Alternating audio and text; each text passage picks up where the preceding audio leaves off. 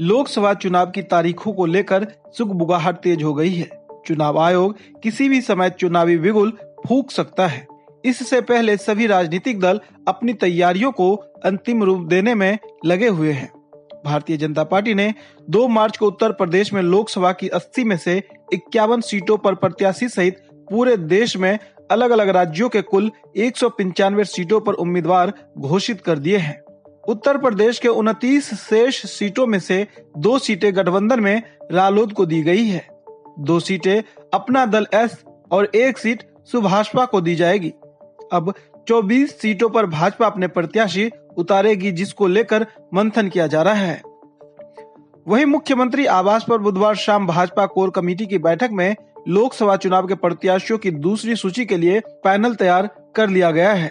बैठक में इन सीटों पर प्रत्याशी चयन के लिए दावेदार, मौजूदा सांसदों और 2019 में हारे हुए प्रत्याशियों पर मंथन हुआ। एक मीडिया रिपोर्ट की माने तो पार्टी कुछ सीटों पर नए चेहरे को उतारेगी। अनुमान लगाया जा रहा है कि उत्तर प्रदेश में 7 बड़े भाजपा सांसदों का टिकट भी कट सकता है। हालांकि कुछ अन्य सीटों पर भी टिकटों के कटने की चर्चा हो रही है। जिन 7 सांसदों के टिकट कटने की बात हो रही है, उसमें कुछ विवादित नेता भी है, तो कुछ संन्यास लेने के मूड में दिख रहे हैं। चर्चा इस बात की भी है कि कुछ राज्यों के सांसद जो मोदी कैबिनेट में मंत्री हैं, उनका भी टिकट कट सकता है।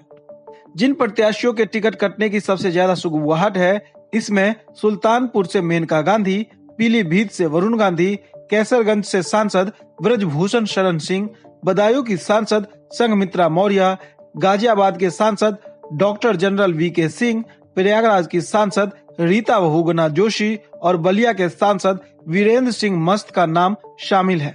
खबर है कि इन 7 सीटों के अलावा बची हुई कुछ अन्य सीटों पर भी टिकटों में बड़े फेरबदल हो सकते हैं। भाजपा ने पहले चरण में सिर्फ उत्तर प्रदेश के ही प्रत्याशियों का टिकट नहीं काटे थे। सभी 47 सीटों पर पुराने प्रत्याशियों को ही रिपीट किया था, जबकि 4 हारी हुई सीटों पर नए प्रत्याशी दिए थे।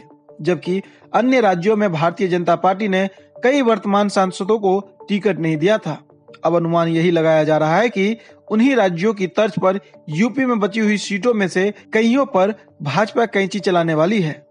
सूत्रों के मुताबिक चर्चा इस बात की भी हो रही है कि कुछ राज्य सरकारों के मंत्रियों और विधायकों को भी सियासी मैदान में उतारा जा सकता है।